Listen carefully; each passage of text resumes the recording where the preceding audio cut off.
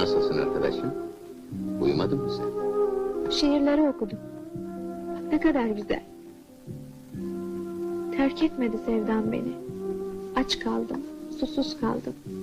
Hayın karanlıktı gece. Can garip, can suskun, can paramparça. Ve ellerim kelepçede, tütünsüz, uykusuz kaldım.